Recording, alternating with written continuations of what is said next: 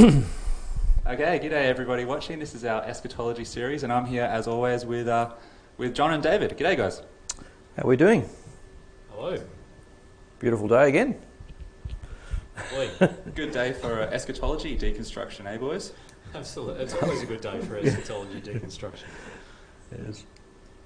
So, I think we're getting into the third vision. The third vision, yes. So as we've stated before, how we're viewing this is 7 parallel but progressive visions. So the parallel is that they're covering the same period of time mostly, from the first coming to second coming, and then the curtain goes down on that vision and another vision starts, but it's parallel to the previous one. It sort of expands on the previous, gives more information about. Yeah, it gives more information and slightly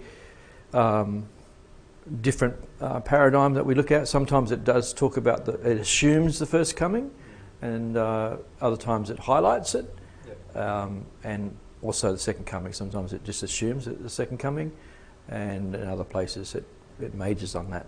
It's perhaps quite a different paradigm, I guess, to what many of us grew up with, in that traditionally Revelation's been viewed as a chronological succession of events, historical events, from the first coming of Christ to the second coming. But I don't think most theologians would really see it that way now. No, but if you're reading paperbacks or listening to some pastors, then that's how they view it, as a chronological approach. What's a paperback, John? Paperback. Yeah, explain that to the folks at home, what a paperback is. Popular Christian fiction, if you like. Okay. Yes. So popularized theology. I think last week we made mention to the Left Behind series. Mm-hmm. Now I think there's 7, or might be 5 books in that series. Were very, very popular, and it was a chronological view of eschatology or Revelation and Matthew 24, and parts of Daniel. But they sell a lot of copies, but theologically they're not that sound. Have you looked up the Left Behind movie yet? No, I didn't. You scared me off it actually a little bit. I don't know. I never looked it up. But who's the main star? Is it Nicolas Cage? Ah, well, I'm gonna have to watch it now. You have to watch it. He's a train wreck. So, chapter 11 is kind of where we're starting today. What, John, would you say is the main thrust of chapter 11? Well, there's the church. It has we start to look at where the church is and the protection upon the church. And one of the things that it also highlights is our role as a church, is to proclaim the gospel. Mission of the church. Yeah, yep. Proclaim the role of the gospel, proclaim the gospel to the world, and to be an example of that gospel. And there's a few things that really jumped out at me, I guess, and so I guess then that the church is portrayed as variously 2 witnesses or 2 olive trees, and again this symbolism comes from the Old Testament, particularly Zechariah chapter 4. The imagery is of the 2 witnesses is pulled from pictures of Elijah and Moses as kind of archetypal witnesses to God's truth, if you like. But particularly what jumps out at me is the manner of which the witnesses conduct their mission or their gospel preaching, if you like. And we're told they're clothed in sackcloth. Mm. Some would say it's repentance, but also humility. Yeah. So they're not exalting themselves; they're exalting Christ. Yeah. It's very easy, I guess, if you feel that you have a truth to proclaim, to just slip over into feelings of superiority, perhaps. And I guess the church has been guilty of that over the years. Definitely. Yeah. Okay. So we have these 2 witnesses, 2 olive trees, and 2 lampstands. And now I've grown up in a belief system that these two witnesses were Moses and Elijah. But As in a literal Moses and Elijah? Yeah, they came back. Came back? And it's like a pet cemetery type scenario. yes, they've come back and embodied this sort of that actually is the real Moses and Elijah. Okay. It's like in Star Wars. Yeah, and they're leading these 144,000 super saints. Okay. But obviously that is not true, because they turned from two witnesses to two olive trees. So they're obviously not people. Two witnesses, two olive trees, and two lampstands. And these are all symbols that we find right through the scriptures. Yes. And they're always pictures of either Israel or the church. Yep. Including in Revelation 1-3, where the churches are pictured as lampstands. Yes. Yeah. And Christ standing in the midst of them. Yep. So these visions are they're all symbolic, but they're also ideas that God wants us to grab hold of. The two witnesses. I believe that is the church, and God is promising protection upon them even in the midst of this persecution. So we're looking at a church under persecution here, and there's a lot going on for these people, and God is saying, I've got you, don't worry, I hold you in my hand and it's going to be fine. But there's also an attack upon the church or their testimony to the world, because what can happen and happens throughout history is the church can be pulled away by a worship of power, that we want power and influence in the world more than our desire to be servants of people. And that's a trap that I think the book of Revelation is warning us against. Don't be caught up in some form of empire worship or authority and influence, that you're going to influence governments, and that's really not what God is after. God is after a people that will be humble, and people that are desiring to be an answer to the conflicts that are happening in the world. I think you really see just that in this picture of the two witnesses, where another description of the church here is the temple, and we're told here that, as John was watching, half of the temple was given over to the spiritual Gentiles as opposed to spiritual Israel, and the spiritual Gentiles were doing bad things, including persecuting and ultimately destroying the witness.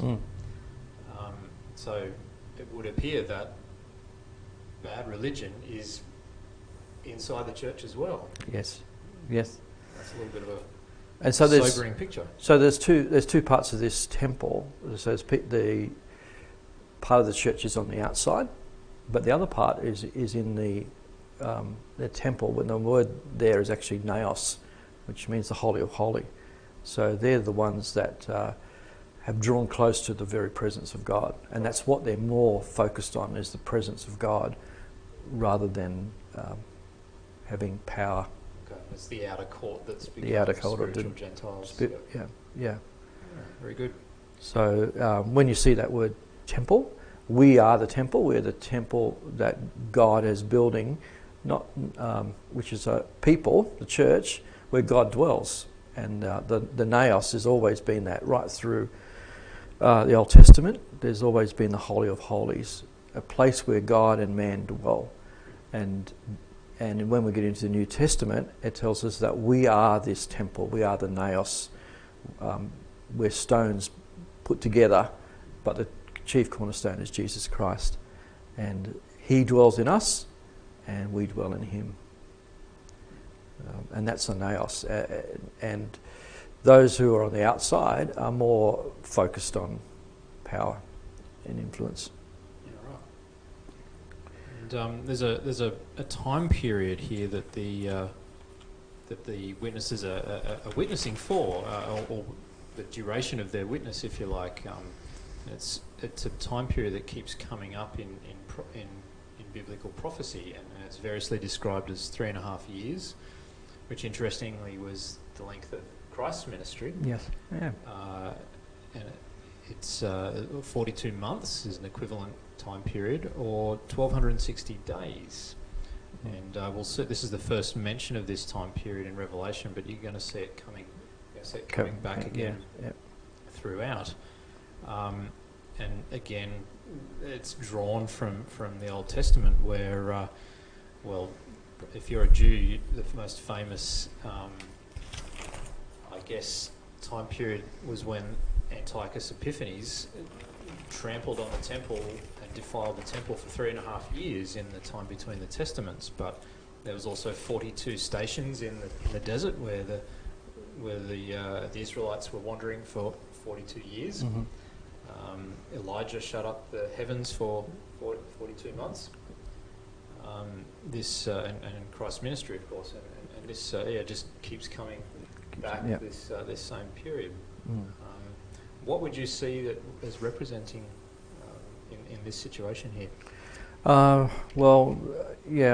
think it's the ministry of the church, the ministry of Christ, and the ministry of individuals. I mean, that's how I'd read it, but you may have a different view. Well, I mean, I wouldn't be dogmatic about it, but I tend to see it as the entire time period between Christ's first and second coming, which is the witness of the church. Yep.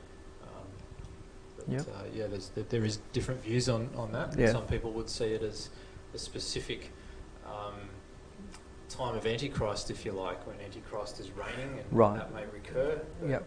Yes. Well, from a futurist point of view, that would be how they'd view that. That would be the tribulation, if you like. Tribulation, and there've been church has been raptured away, but then there's 3.5 years of complete madness and tribulation on the earth. Right. But when we get into Revelation chapter 12, I find this one of the most beautiful pictures in the book of Revelation. Well, shall we move on to that now? I think we've probably sure. seen that. So I'll read it. Between 11 and passage. 12, you see the seventh trumpet sort of makes a little appearance. Yes. There's a beautiful phrase at the seventh trumpet where it's announced that the kingdoms of the world have become the kingdoms of our God. Yep. That's great. Yeah. And that's a theme that we're going to pick up a lot. We're going to see that all these angelic people, the church and the angelic creatures, are all worshipping and they're crying, now salvation has come. The kingdoms of the world have become the kingdoms of God, and it's something to rejoice in.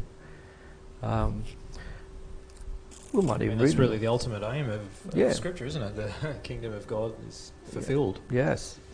But in this, in chapter 12, I'll just read a little bit of it. There was a great sign appeared in the heavens, and a woman clothed with the sun and the moon under her feet, and her head was a crown of 12 stars, and she was with child, and she cried out, being in labour and in pain to give birth. So you have a picture of a lady who's in labour, and she has stars all around her. It seems to me 12 of them. Yeah. 12 of them. Well, whenever we see stars, it's usually means some sort of messenger, that a star appeared, which is to be a message. And here we have this woman surrounded by 12 stars. And I think it's a little bit of a picture of the Old Testament of the woman being Israel. And Israel is about to give birth to a male child. In my opinion, is Jesus Christ. Drawing on the imagery of Joseph's vision of his family. Yeah, Joseph had a similar vision. And that was in, I did write it down. Joseph in 37 verse 9. Basically had the same vision. But this is a picture of of Israel. And as I mentioned last week, that we don't see a lot of Satan or mention of Satan in the Old Testament, but we know that Satan did exist. So what was Satan doing? And I think in the book of Revelation here we get a clear picture of what Satan was doing, which was to stop the birth of this male child. Because Satan heard, he was in the garden, he heard that this woman was about to give birth to someone who's going to crush his head. So Satan is enraged against this woman. And if you follow the Old Testament through, you'll see in many occasions people were commanded to kill all the children, but usually one escaped. Yeah. And that hadn't to be in the lineage of Jesus Christ, right through to Herod, Yes. where he killed all the babies under 2. But again, Jesus was protected, and so there's always been an attack on the birth of this child. So that's, in my mind, that's Israel giving birth. Israel was chosen to bring forth the man-child. They're not chosen to be chosen. They're chosen for a purpose.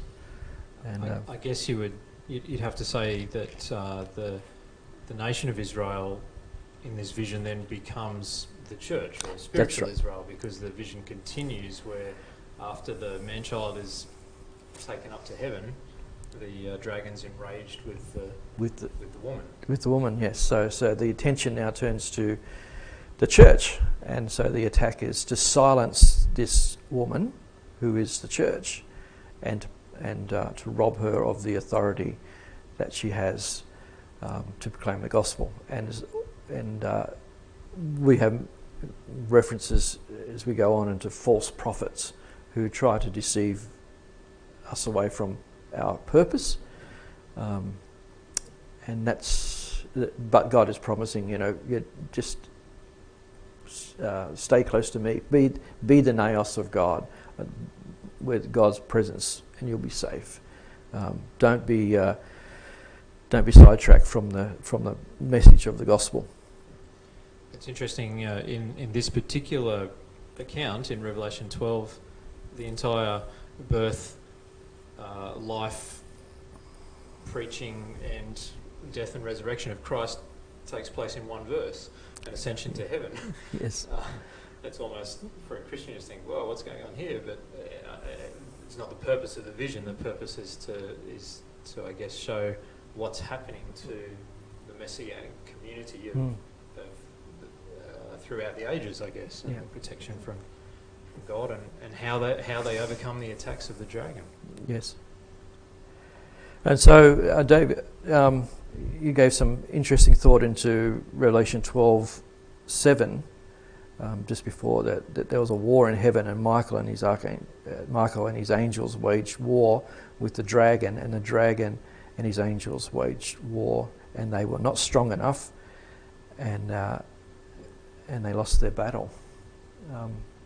We've got to remember, when we say angel, it actually means messenger. In many cases it says the angel of the church, which means the messenger or the leadership of that particular church. The Greek translation of angel literally means messenger. Yep. Yeah. So maybe this Michael, as you mentioned before, could be Jesus. That Jesus has waged war, has come to wage war against the dragon, and has overcome the dragon. It doesn't really make sense to me to this vision of the church and of Christ himself, and then suddenly go off to an interstellar place where there's some battle that doesn't seem to have any relevance to the vision going on. No. Yeah. I think this is what's happening. Right. This is another like a prophetic way, a symbolic way of describing what's exactly happened on Earth, Yes. or happening on Earth. Yeah.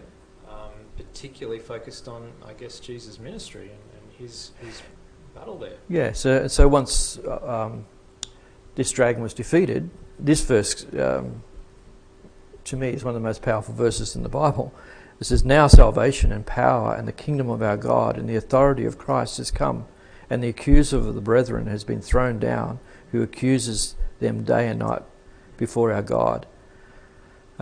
And they overcame him because of the blood of the Lamb and because of the word of their testimony, and they did not love their life even when faced with death. I mean, when did salvation come? With Christ. With Christ. So this is the picture of Jesus defeating the devil, and the devil is defeated. Although, as we read on, we'll see there was a mortal wound, but there's some sort of flapping around. There's some sort of still active, yes. but as defeated. The authority's been taken away, and Jesus made a public display of Satan. He triumphed over him at his death. So this is we all should be singing now. Salvation has come. The authority has been taken away from Satan, and God has given that authority to this woman, the church. It's interesting. I think it's Luke 10 where Jesus sends out the disciples, and after they come back, yes. And all excited about their mission being successful, and Christ says, "I saw Satan fall from heaven like lightning." So this is the time when the disciples, or the nascent church, if you like, the embryonic church, has had their commissioning, and they've relied on Christ and the Holy Spirit, and yes, it's happening. Yes, and just by going, all they did was say "Shalom," be upon this household, yes. and the demons were fleeing. So yes, so the church has got an incredible authority and power. Don't be deceived into thinking that Satan, dare I say, alive and well on planet Earth. He's got a fatal wound. Yes, it's absolutely a defeated foe, but I guess like any snake, if you cut the head off it, it still thrushes around for a while. Yes. Yeah. And it says this, rule with a rod of iron, in reference to Psalm 2. Yeah, Psalm 2. Going back to that Jesus Christ would rule with a rod of iron. So it makes more sense. Harsh, like an iron rod. It does. But yeah, I don't know why it would be an iron rod, but maybe just a symbol of authority rather than anything else. And strength. Strength, yes. But Jesus is ruling, and so this angel rules. Is ruling. The messenger has come down with angels and destroyed Satan. And we'll see this vision in another vision we look at. This same picture of Jesus defeating the devil will come up again and again, because it's one of the major points of Revelation is that Jesus defeated Satan. Jesus has won the battle, and he stands in the midst of his church, which is suffering persecution because there are demonic hordes, but Jesus has got us in hand. It's interesting, this Revelation 12 as the central passage of Revelation. I think that really shows what the main themes of Revelation are. It's the climax, if you like. The way that most biblical books are structured, the middle bit really gives you a clue as to what's really happening there. Yeah, so I think as we go on, we're going to get to some really juicy bits. You'll like this, Josh. We're going to get into the mark of the beast and 666 next week. Why would I like that, John? So, what is the mark of the beast, and what does it mean? Will we dive into that for 5 minutes, or we? I think we should leave it to next week. Leave it next week. Yeah.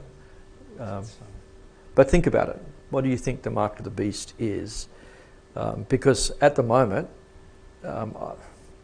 I could show you on my phone just the things that people are sending me about the mark of the beast, and it is quite bizarre.